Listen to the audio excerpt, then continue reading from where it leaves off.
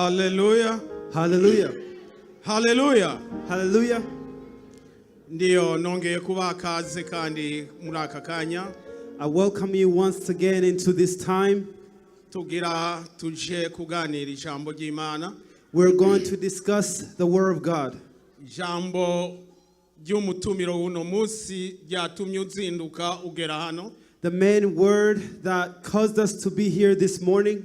Nta kikogwa Imana ishobora gukora kibe ikikogwa cy'imfagusa.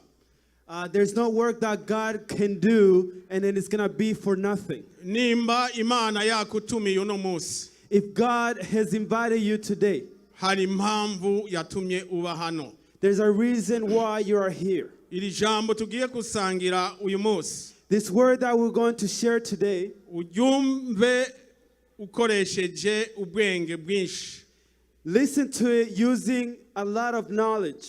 Kuko ndazi harimwo inyishu y'ikibazo cyawe. Because I know for sure there's an answer, the answer you're looking for. Ndazi ni imyaka myinshi n'ibihe byinshi wabaye mu itorero. I know that you've been in the church for many years. Uze kumva kumbure aho wagiriye ubuhombe kugira ngo wigarure ntube umuhombe. Try to seek where you have lost so that you don't keep losing. Ijambo ry'Imana tugiye kusangira uno munsi. The word of God that we're going to share today, ni nk'ijambo novuga ati abantu bose bamenyereye. it is the word that I would say that most people are familiar with. Ndazi naho ntarabumbura ikitabo. I know that even though I haven't opened the book, mvuze umutwe ndangamajambo w'icigisho cyacu. when I say the title of what I'm going to preach about, Nazi benshi bo muri mwebwe botubwira ngo ibyo byanditswe aha. I know most of you would be able to tell me that this is written here. Ariko nk'uko usanzwe ayo majambo aho yanditswe. Just like you know where those words are written. Biratandukanye nuko uza kumva uno munsi. It's different from what you're going to hear today. Harimwo bishasha kuri wewe. There's some new things to you byo kugirira akamazi mu mutima wawe. that can do good for your heart. Reka tuje turaba amajambo y'Imana. Let us go look at the word of God.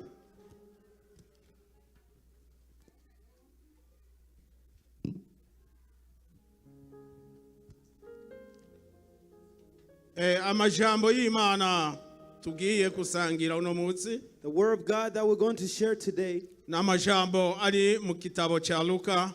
is in the book of Luke, Luka igice kijya cya 19.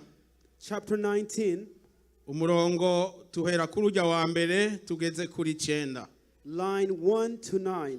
Aho niho hari amajambo tuza kuganirako. That's where the words that we're going to discuss. Ni inkuru y'umuntu musanzwe muzi cyange nanje nzi. It's a news of someone you're already familiar with or you know. Ariko aho Imana yampaye aya majambo ngo tuvugane kuri aya majambo. Where God has given me these words so that we can talk about it. Nanje uko naye yaziga ubwa mbere. The way I used to think of Cyange it uko nari before, nsanzwe ndayazi. or the way I normally knew these words. Mpwemu w'Imana hariho ibindi bintu bishasha. The Holy Spirit, there are some new things Bikomeye cyane. that are great, Byagize umutima wanje kubabara cyane. that caused my heart to be broken. Nisunze uko abantu Especially the way bamaze people, ibihe byinshi mu itorero. the way people have been in the church for many Ariko years, ntibagire ibakwe ryo kubona Yesu Kristo. but yet they don't have the honor of seeing Jesus. Kumbe kumenya Kristo no kubona Yesu ni ibintu bitandukanye cyane. Because knowing Christ and to see Christ, those are two different things. Abantu benshi baramenye Kristo kuko bagiye bamwumva baca bamenyera no kumumenya muri ubwo buryo. Many people have heard Jesus Ariko already, icy'ingenzi but many times ni ukubona Yesu Kristo. it is to see Jesus Christ that's important. Iyo ugiriwe ubuntu cyangwa ibakwe When you have been given grace ukabona Yesu and you Kristo, have seen Christ, ibintu birahinduka. things will change. Ukumumenya konyene ntacyo bimaze. Because just knowing Him is not enough. Ariko gira umwete wo kugira ngo ubone Yesu. But it is to put the effort to see Jesus. ubonye Yesu Once you see Jesus, amateka yawe yose arahinduka. your whole world will Uko change. wari uri siko uzomera. Because the way you were before is not the way you will continue to Ibintu be. birahinduka. Things will change. Reka tusabe mwalimu atusomera aya majambo. We will ask the Kandi evangelist mu to read his gusoma nta words. kindi gice tuza gusoma nico nyene. This is the only chapter that Usome will be reading. witonda kugira ngo Read slowly so that buri muntu yumva ayo majambo. each person that will hear this, Tuce twumva ko kumbure twese tuvyumva cyo kimwe. so that we may see that we will all hear the same way. Mu izina rya Yesu Kristo, Luka 19 guhera ku murongo wa mbere kugeza kuri 9. Umutwe w'ijambo uvuga ngo Zakayo. Ashika i Yeriko, ariko arahaca, hari umuntu yitwa Zakayo. Yari umutoza kori mukuru, kandi yari umutunzi. 3, ageza kuraba Yesu ngo amenye uko asa, bimwankira kuko ishengero usubire ku murongo wa 3.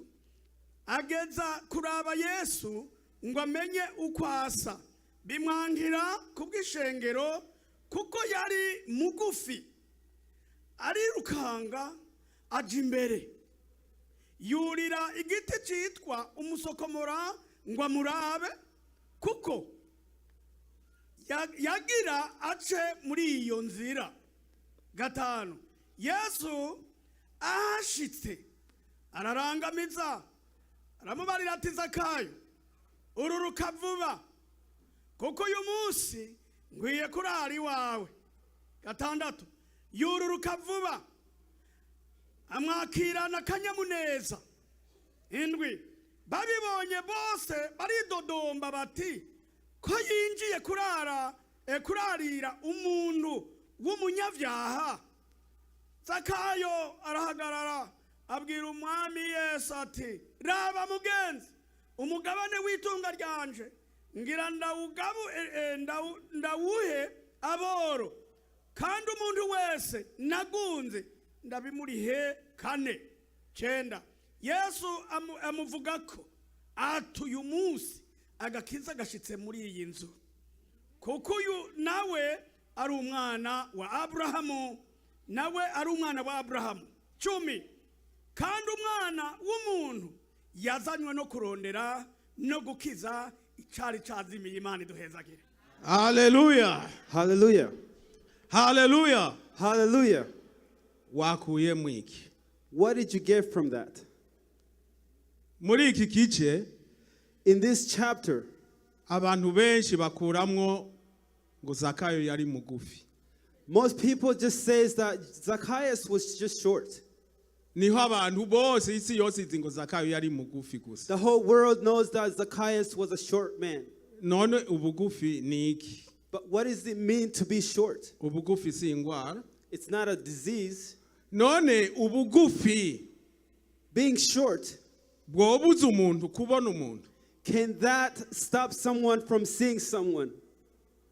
Nukuvuga hano mu rusengero. Here in the church, Naho habamwo umuntu mugufi angana gute. no matter how short a person gets, Turi kumwe hano tuzi ko tufise umushitsi.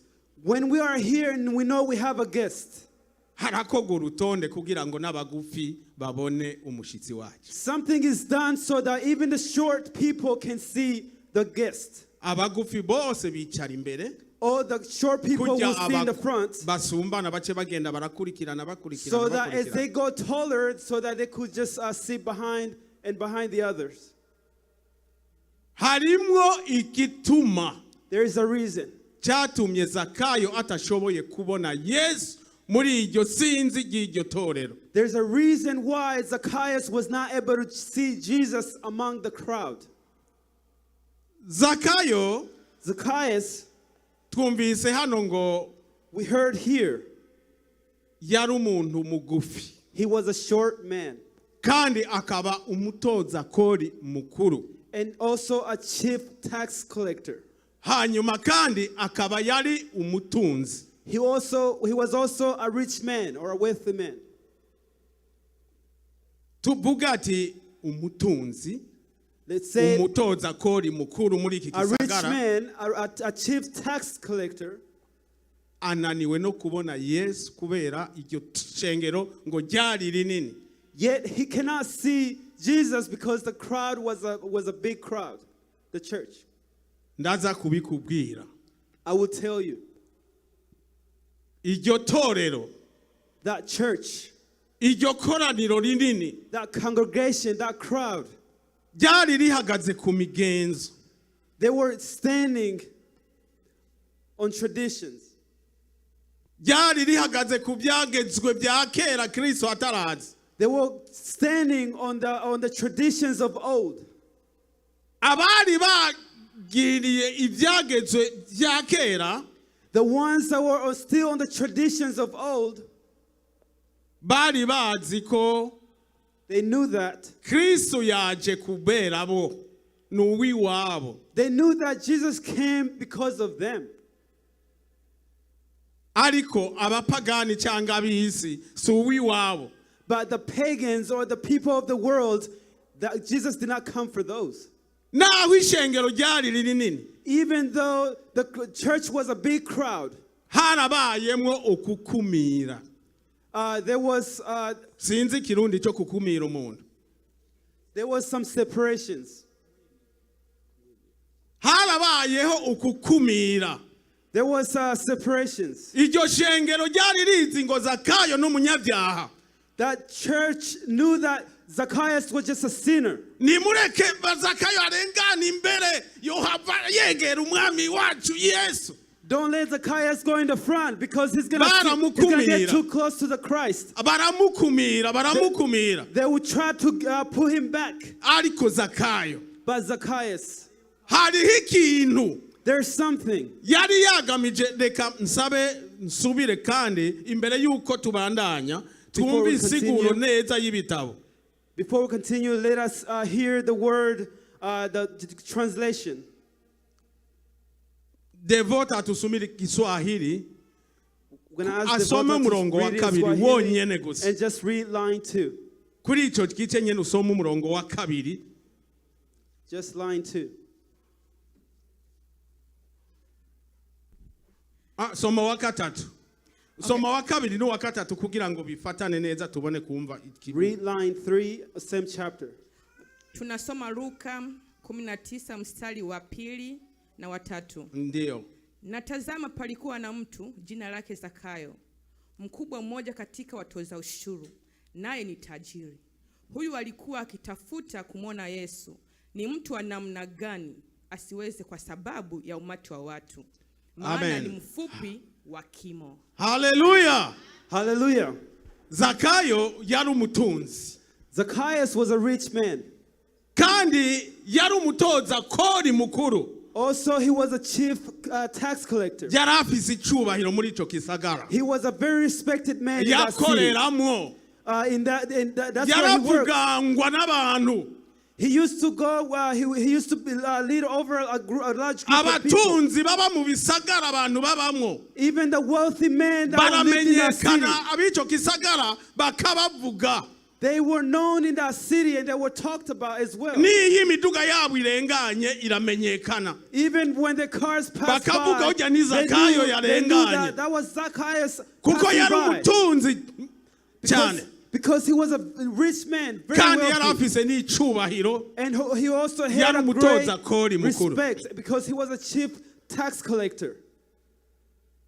Zakayo Zacchaeus, yarumva inkuru za Yesu irya nino. he used to hear the news of Christ. Zakayo There and there. ntiyaratumbeye kugira ngo abone Yesu kubw'agakiza.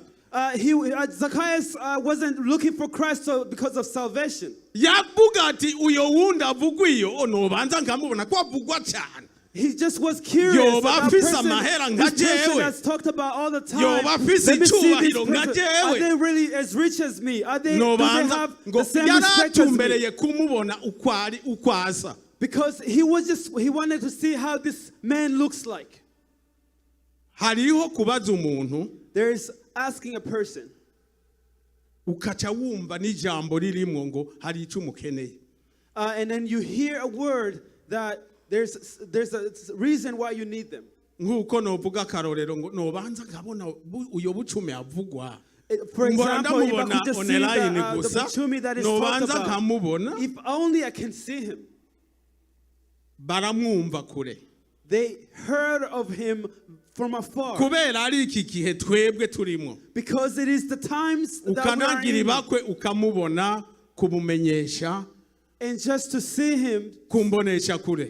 so just to Ukabona see him n'isanamu from yiwe. afar, so that you Ariko could see how kera they nta look like. sanamu zariho. But before, there was no such a thing. Zakayo yifuza kubona Yesu uko asa n'uko ari. Zacchaeus wanted to see Christ exactly the way he was. He looked like. Mu kindi Kirundi turabe ko yoba asa na jewe. In another, Turabe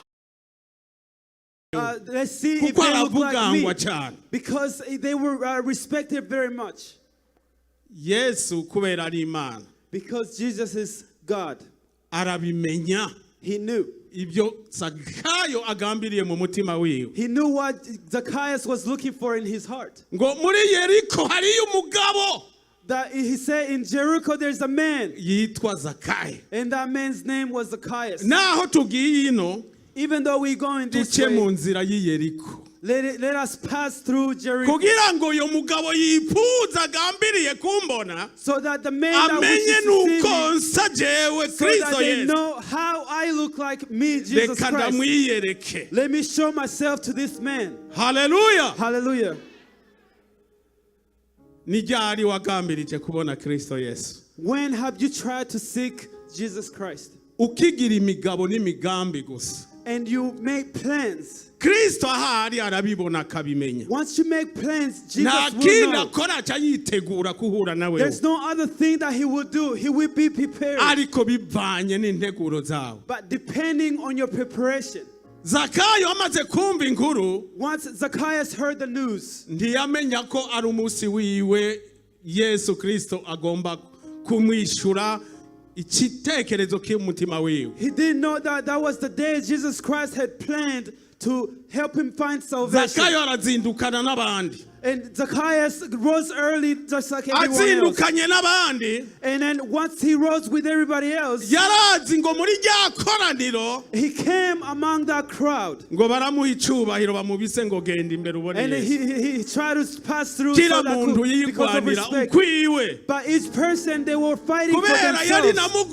mugufi. Because he was short as well. Iyo saa hakuna vya utajiri hapa mzee. In that hour, there Hii was ni no, saa oh, ya you have this kutafuta respect. kumuona Kristo. Because if you want to see Vya Christ, utajiri tuweke nyuma. you could Vya be utoza rich, but kodi none of that wako will still kwanza be weka possible. nyuma. You can be rich, Kama but hauna we're gonna push nguvu you in the back. hautamfikia hata. Because if you don't have the strength, Hallelujah. you will not see him today. Hallelujah. Igikorwa cyo kubona Yesu The work of seeing Jesus. sio yelele mama. It's not a joke. It's not Kila easy. mtu mpaka ufanye bidii. Each person needs to fight. Zakayo amaze kubona iyo ntambara Once Zacchaeus saw the war, arananigwa. it was impossible to him. He got Ariko defeated. kubera yaragamije imyaka myinshi mpaka amubone. But because he was waiting for many years Avuga for him to see ibakwe him, ntiriba kabiri.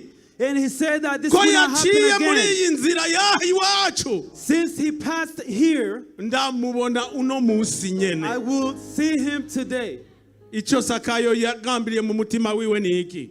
What did Zacchaeus Yavuze want in ati his reka heart? mve muri iri koraniro rimbuza. He said that let me get away from this crowd. Ndarivemwo. Let me get away from this crowd. Icyo ni ikintu cya mbere tubonye muri ayo majambo. That is the first thing that we saw in Yahisemo these words. kuvamwo. He chose to get away from this crowd. Ni iminsi myinshi wabaye muri iro koraniro. It is many years that you've been, Abantu many days benshi you've been in this babujijwe crowd. kubona Kristo n'ubugwibugwi. Because many people Niyaje cannot see bwishengero Christ because they ararondera are in akagwi groups. kiwe ngo bicarane. Because when they come in the church, they look Ijambo for their own ry'Imana iyo group to ririko sit with. riravugwa baba mu ruyogoyogo gusa bayogora. The word of God is being preached and then they Ariko just Kristo talking. Yesu ariko araca hano. But Christ, Yari Jesus isaha Christ yo is kureka passing ibyo through. ugambirire mu mutima wawe. This is the hour for you uvuga ati uno munsi nyene to ko touch your heart and yaciye say that hano today, because Jesus has passed through. reka ndondere ndamubone Let Yesu me kwasi. seek him. Let me seek Jesus Christ. Zakayo agira intambwe ya mbere And Zacchaeus took the first step. avuga ati reka mve muri iri koraniro He said that let me come from this, let me get away kubera from this Yesu crowd. yariko aragendagenda Because Jesus was passing through. n'ikoraniro rigendagenda. And also the crowd passing through. Zakayo avuga ati ninava muri iri koraniro And Zacchaeus said that if I get away from this genda crowd buke bukuku and just walking slowly, ikoraniro naryo riguma riza and then the crowd would ntabwo ushobora follow, kumubona. I will not be able to Ngire see him. gute What can I do? reka niruke. Let me run. Umutajiri kwiruka imbere y'abantu arongoye, For a rich man to run past umutegetsi these mukuru, people that he's leading umutoza through. kuri mukuru. This tax collector, Sinzi Zakayo ko yari yambaye gute uyo munsi I'm not sure how Zacchaeus was dressed hamwe that day, n'icyubahiro ciwe cyose. because with his respect, Avuga ati murabesha, because he said uno that you lie. munsi zigombe zandure zitabuke. He said today Ahitamwo kwiruka kugira ngo asige iryo he shengero. chose to run so that he could get away from Muri that bo crowd. hariho ibintu bimurabuza. In him, there's something that's causing Zakayo him to do arahindukira this. ariruka And Zacchaeus turned and he began running. ariruka. He began running. Ico ni cya kabiri. That is the second step. Ntambwe ya mbere twavuze ngo ni iki? The first step was what? Kuhitamwo kubavamwo. Getting away from the Cya crowd. kabiri ahitamwo kwiruka The second thing he ngo chose to run abasige so that he could aronka get umwanya away from the w'idegembya crowd, wo kubona Yesu. so that he could see Jesus Christ. Icya gatatu, Third step, mu kwiruka running, yirukanye ubwenge buhambaye cyane. he ran with knowledge. Ntiyapfa kwiruka, He didn't just run. yabaza umutima wiwe, He naho asked his niruka heart, even though I run, nzi aza kuca he. how am I going to know where he's going to pass through next? Aribwira ati ibyo ari byo byose And he's telling Naho himself, whatever niruka. happens, if I run, niruke ntumbera iri rembo. I'm going to Niyo run nzira aza towards this gucamo way, tu. because I can tell Inzira this is where he's igisagara passing. kifise inzira nyinshi. Because the city has many pathways. Ariko Zakayo aribwira irembo Kristo aza kucamo. Zacchaeus was smart about it, and then he told himself, this is where he's going to Ariruka. pass. And he began running. Ariruka. He began running. Ashitse ku ntambwe abona ko ikoraniro riri kure cyane. Once he got to a place where he knew the crowd was Yesu still niwe far, ari imbere y'iryo koraniro, and Jesus was the one in front of the crowd, abona igiti cy'umusuko and he saw this tree, a fig tree. cy'umusokomora. He saw a fig tree. Abona igiti cy'umusokomora. He saw a fig tree. Ndakubwira ico giti. I'm going to tell you this tree. Hallelujah. Hallelujah. Umutunzi kubaduka aho umwitorero For a rich man cyangwa umugabo wari we wese, umuntu wese ku cyubahiro ciwe, or any man or any person in his respect, kugira ngo mpaguruke mu baba bantu ndabavemwo, in my honor, for me to get away from this crowd, nze kutabaza ubugingo bwanje. and so that could save my life. Hano niho hari ico giti cy'umusokomora hano. Here is where the fig tree is. Ka karago mbona bashira hano. The little Naho akarago katariho. the covering you see here, Hano even though niho you don't cya see it right giti. now, Ntabwo tuzosubira kwiruka ngo tuduge ibiti byo we misoko. will no longer try to find those trees. fig Kubavamwo trees. no kuhaguruka aho uri. The only way to do it is to get away from Kwiruka your kugira chair. intambwe no kugira intambwe kuva aho kushika hano. To run and to make a step is to Uba get away from where you are. wabashize. You have a past, Baba you get away. basigaye. Now you have left them. Ariko iyo ubwirirwa hano na Kristo Yesu, But when you talk to Jesus here, rikufashe ntubasubiremo kwa kundi wari uri. let it help you. Hallelujah. So that you don't go back to the same crowd. Rikufashe ntusubiremo kwa kundi muri bo, kwa kundi wari uri. Be helped and make sure that you don't go back to the same crowd. Aragenda arurira igiti cy'umusokomora. He went and climbed a fig tree. Yesu araza.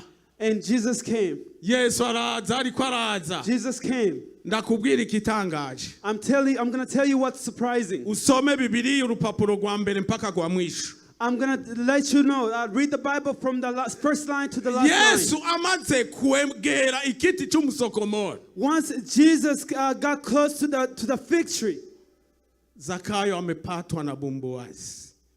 Haleluya, nimeongea Kiswahili. All right. Yaguye kihumure. He felt sorry. Yumvise ijwi rya Kristo Yesu ririko rirahamagara izina ryiwe. He heard the voice of Jesus Christ calling his name. Ngo Zakayo. He says, Zacchaeus. My godness. Zacchaeus. Woba umaze kumva ijwi rya Kristo Yesu yahamagara ku izina Have you ryawe. heard the calling of Jesus Christ calling your name? Zakayo yumva.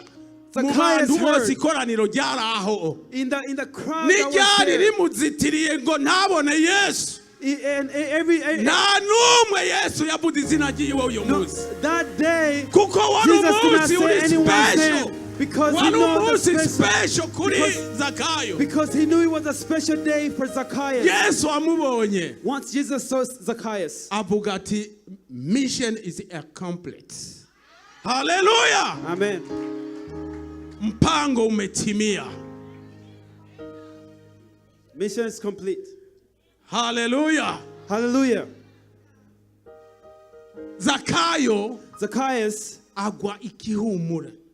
Zacchaeus, he felt Zakayo broken. icyo yaragambirije And what he was waiting for, ngo arabe Yesu uko asa. it was to see Jesus how he Amugirire looks like, analyse yose yo kumupekua n'inzara z'amaguru. so that he could inspect Jesus and Arabe see uko ari how yambara he is, gute uyo nimba ari umukene nimba afise to iki. see if Jesus is a poor man or how he is exactly. Usomye Bibiliya, Once you read the Bible, Zakayo ntiyaronse akangano ku Zacchaeus did not find even this ko small thing kuraba Yesu ngo afate umwanya wo to kumwitegereza. even see Jesus Christ and to inspect him. Yumvise ijwi gusa Zakayo Once he heard the voice, Zacchaeus, agwa ikihumura kumva iryo zina gusa. he became broken just hearing that name. Iryo jwi gusa Zakayo aryumvise Once Zacchaeus heard that voice, ryamwinjiye no mu misokoro. he went into his veins Rimugwira hose mu mubiri. and he got all over his Zakayo name. yumva byo mu nda ntibigenda neza. Zacchaeus felt like the things of the stomach Iryo are not Yesu going well. yavuze, Whatever Jesus said, yavuze ati ururuka vuba. he said, come down immediately. Igitangaza aho abana b'abantu buno munsi. The surprising thing of the people today, Aho ugenda mu bikorane byo kwatira abakozi. when you go to the Abantu conference, b'iki gihe. today, people these days, Urambye arabona. when you live long, you see. Ukabona uwahamaga ngo naka aze hano imbere. Will you see that they're going to call a person's name? Oh, this person, come Sanga forward. uwahamagawe ngo asenge ubwo bukozi. The person that's being called to be Ho prayed for, kuhaguruka to be a ariko servant. ararira amosozi. And then instead of standing up while crying, Usanga amaboko mu mufuko. you will see that they put their hands in the pockets. They're walking. Naba ugiye gusengerwa. And now you're going to see who's being prayed for. Kuri karotara kacahagarara amaboko mu mufuko. And then you see that in the front they stand just with their pockets in the hand, with their hands in the pocket. Umupfumo uyo n'umupfumo utasanzwe. That is a curse. Iyo ni tiki moja kwa moja useme hamuna kitu.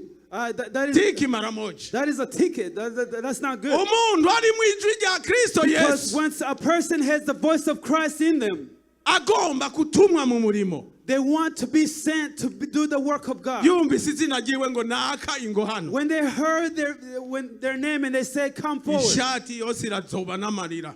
because Amoso. their shirt will be wet because of tears. Ndagowe. They said that, Umurimo oh man, this is umurimo w'abandi jewe ndagowe. this is the work of God. This is not going to be Zawukora easy. gute. How am I going to do this? Ariko mpemu yera akacamuhumuriza. But the Holy Spirit will come Humura to them mwana anje and give them ndagushoboza. hope. And be Siwe hopeful. uzovuga. Be hopeful Siwe because I will give you the uzokora. will. Because you're not the one who's going to be performing this. Zakayo amaze kururuka. Once Zacchaeus came down, Bibiliya ivuga ngo Zakayo yururutse gute ku kiti cy'umusokomoro. the Bible says, how did Zacchaeus come down from Ahamagawe the ngo tree? Zakayo ururuka vuba. Once Zacchaeus was called, Zacchaeus come down Yururutse vuba immediately. nyene. He came down immediately. That's what happened. Hamagara umuntu ashike hano wumve muraharura n'ikorasi murashirako kugira ashike hano.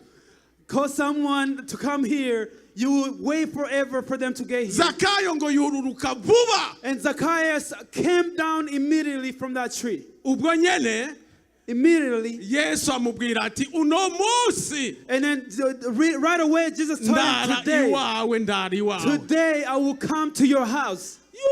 rya shengero ribyumvise. When the congregation heard it, soma ndwi. read line number 7. N'ahandi tuza gusoma naho nyene There's no tuzungura. other place that we're going to read. Soma umurongo w'indwi. Read line number 7. ngo babibonye bose baridodomba bati ko yinjiye kurarira umuntu w'umunyabyaha. Hallelujah. Hallelujah. Iryo wagita ngo ryari ishengero kweli. Would you call that a congregation? Iryo ryari ishengero ryari kwemerera Zakayo ngo abone Yesu. Would that be a congregation Ko that ryari would let Zacchaeus risanzwe see Jesus? ryarapfuye kera. Because it was already dead since a long time ago. Yesu bwiwe yaje hano mu isi apfa kubera abanyabyaha. Jesus came down here on earth because of the sinners. Wewe ubwawe umwizera. You who believes in him, Ukumira abandi nkandi. how are you going to judge others? Aha amashengero y'uno munsi. Today's churches, Ndakubwire imbaraka ziri mu ijambo ry'Imana. I will tell you the strength that is in the word of God. Ubu turiko turarivuga. Today, when we talk about it, Abarikurikira bose. the people who are following this word, Rigira imbaraka zitafise iherezo. because the strength of the Rikora word of God does not ibitangabo have an byose ending, ijoro n'umurango. because it works day and night. Uzoryumva hirya y'ejo. The person that will listen to it the day after tomorrow, Umukobwa yambaye ibutura. a girl that's wearing a short, Yambaye amaherena ku izuru. that's wearing earrings on their nose. Abyumvise rikanyingiza rikamujya mu mahaha. Because when they hear the word of God, it's Akavuga gonna harya eat them hantu. in the heart, because then they're gonna say that Iri jambo ribabaza uku. this word that is Reka nze hurtful. kuhateramira numve. Let me go listen. Kumbure numvise bwa online. Maybe I Reka heard ngende live online. ndahishikire. Let me go there in person. Ashitse akaza. And once they get there, they come. Muri restoration Musa ari ku muryango. And then in restoration, they're in the door. At the door. Ibintu bigiragira nyene.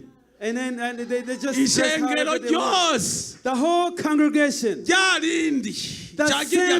The same congregations of that time. Ahubwo yinjiye mu irembo. When they enter Ry'urusengero. the gate of the church, the gate Ishengero of the church, nyakuri. the right Rivuga ati congregation, urakoze mana. they will say, thank you, God. Ryose rica ricanira. The right congregation, Rihindukira. they will Ryose risengera mu mutima. and they were going to start Rirasira kuri praying. we hura nawe. And then they will start, Mwiyereke. they were going to ask him Mwiyereke. questions. Let me show Ariko. them myself. Aho aza kwicara. But where are they going to sit? Amakuru. They say, oh, how you doing today? Ariko uru rusengero rwacu ntibambara uko. But today, our church is not just like rwacu. that. Our church? Rwanyu mwebwe bandi. Or who? Rwanyu Yours. mwebwe n'abandi. Your church, who? Iri ni ihinguriro ry'abaja mu ijuru. Because this is where the people Tuvuga who are in the ubutumwa journey to go to buri heaven. muri Bibiliya. Because we Ubwo talk about the butumwa ni bwa word of God that is in the munyengetera. Bible. Amaherena arakoroka nk'ayaciye ku muriro. Because once the word God Umushatsi does his arakurako. job, because they will remove their hair, Nk'ibihungurutse they will byonyene. remove their earrings on their Utangura own. kubona ingendo irahindutse. And then you will see that their works will be different. Tugire umurongo w'ijambo ry'Imana tuhagazeko. Let us Wo find a kubwira line. abatugana. Let us find a line. Ntitubabwire ngo aho iwacu. Don't say Aha that si this is our iwacu place. turapanze. This is not Ni our ku place. banyamerika turapanze. Here, this is American Ariko place. iri ni ihunguriro ry'abaja mu ijuru. But this is where we are the people who are gathered to go to heaven. Rya shengero The same congregation. ryose ngo rirababara ryose. The Nta whole n'umwe congregation was yasigaye. very hurt Ngo Yesu yagiye ku munyabyaha. that Jesus is going to a sinner. Yesu arabatangara. Jesus was very surprised. Hariho ijambo riri ku murongo w'icenda. There's a word that is on line 9. Niryo ryaciye ribajegenyura. It is Ngo the n'uyu same word nawe that took them away. ni And umwana wa Aburahamu. Ni he umwe said mu that bana even this b'Aburahamu. man is the son of Nanyakupfa na God, of nyakukira. Abraham.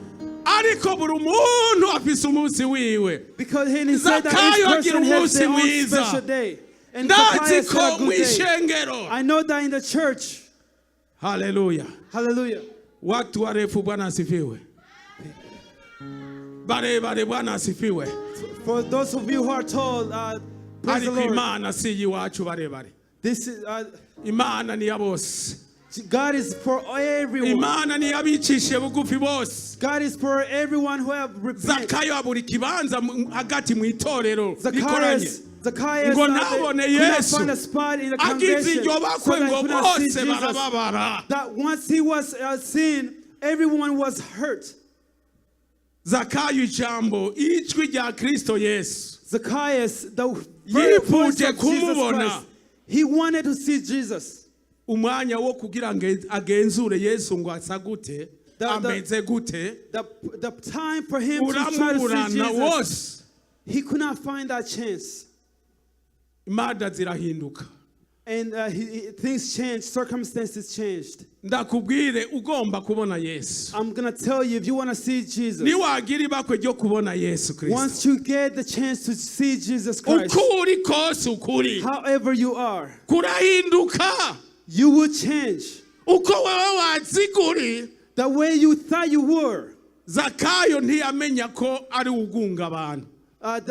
Zacchaeus did not know that he was a person causing problems to many people. And Zacchaeus did not know that he was a thief. Zakayo ntiyatanga imyubakire. Zacchaeus did not give offerings. Amahera yiwe yose. All his money. Ndakubwire inkuru ya Zakayo. I'm going to tell you the news of Zacchaeus. Because of all the money he had, yari yatoboye impome ibibambazi. He had made a hole, and he would just hide his money, akacashirako ishashara. and then he would just cover it all, and then he would also ukabona paint it, kibambazi and then you would see ariko that you would huzuyemo think that it's a war. Ariko But Yesu amaze it was full of kuhashika. money. But once Jesus was there, atararonka n'umwanya wo kumuraba ngo asagute ameze gute, without even seeing how he looks like or how he dressed, wenyene niwe yafata inyundo yo kumena ibibambazi afurumbura amahera. he's the only one who's came down mwami, and to try to get the money back. And he said ngomba that, Lord, kuhabora amafaranga. everyone I've stole from, I will give. Iyo kibiki gihe If only if it was this nari time. kujya Yesu akara ngo Yesu bamubwira yubakira urusengero. And then he will say that, Hallelujah. to build the church. Kuko Hallelujah. byari byinshi Zakayo yarabuze yabishira. Because it was a lot. Wenyene Zacchaeus avuga ati didn't have a place to put uwo it. rimwe gusa ndamuriha kane. He said that each person Ayandi I've nayahaboro. stole, if each person I've stole, I will give them 4 times. Ibyo byose byari kubera The rest atari of- bwabone Yesu. And all those things happen because he hadn't Umuntu seen yabonye Jesus. Yesu arababara n'umurimo Once a w'Imana. person sees Umuntu Jesus, yabonye they will be Yesu hurt arababara because of the work of God. Umuntu yabonye Yesu arababara person- imfubyi n'abapfakazi. The person that has seen Christ, they're gonna help the Ibyiwe people those who are in byose need. biba bigana gukora umurimo w'Imana no gufasha imiryango And ye. all of these things happen because you have seen Jesus Christ. Bene data tusangiye uru rugendo. People who we share this journey. Nibihe byinshi twabaye mu rusengero. It's many years Ngomba that we've been kuvuga iki here. kuri aya majambo. What do I want to say with these Zakayo words? kuko yagambiriye kubona Yesu. Zacchaeus, because he tried to seek Jesus Uwo Christ. munsi nyene yarayamubonye. The same time, Wewe umaze imyaka ingahe mu itorero?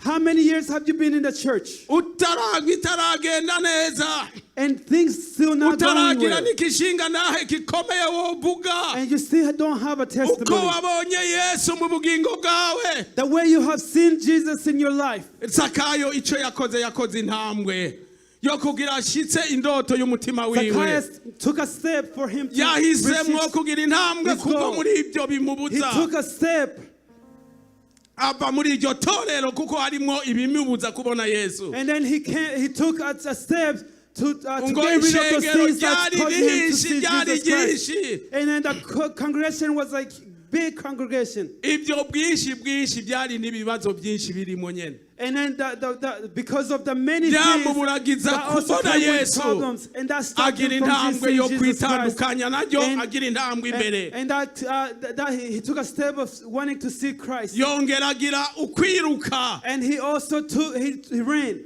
hanyuma afata intambwe yo kurira. And he took the step of climbing. Umutunzi kurira igiti. For a rich man to climb a tree. Yambaye costume, kera yari amakanzu. Maybe he was wearing a custom, but maybe he was wearing kera bambara abatunzi bambara imigenzo yabo bambara amakanzu nibiki. Ariko hariho n'amakanzu y'amabeyi manini cyane. Those clothing that they utashobora kutweruka ngo ujurirane igiti. They were clothing you could not wear, that you could not climb a tree with. Ariko Zakayo avuga ati bigombe bipfe.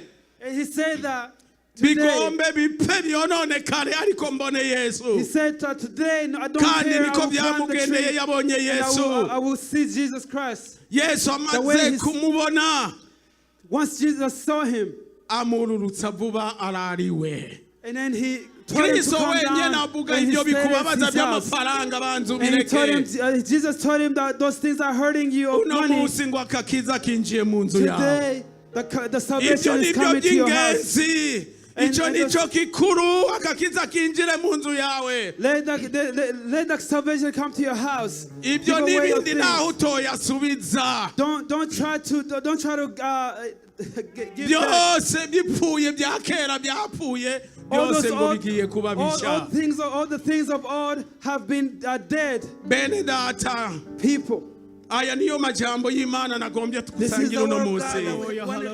Ariko nawe ubwawe but you today, urabe imisi umaze mu ishengero. Try to see how long you've been in the church. Ufise indundu n'ishaka. And then you have yo kugira ngo ubone Yesu. So try to feel ibyo bihagaze imbere yawe. Jesus Christ. Ishengero nini rihagaze imbere yawe. Yoba ibibazo wisize mu mutima wawe ubwawe. It's going to be a problem if you put it in your heart. N'ingendo ugenderamwo zokugirira kuba intambamye. Maybe the steps you're going to take. Ishengero rikingiriye. And then maybe this is the congregation that's blocking you. So that you may try to see Jesus Christ. So that you can get away from these things. All those things are things that are blocking you from seeing Jesus Christ. So take the step to stand up and get away from those things. And then go running. And then also climb that fig tree. Where Jesus Christ is, He will see you and He will call you by name. He said that my son come. And then He said, I will be with you. These are the words of God. For those who have heard it, may God bless you. We're going to pray to God.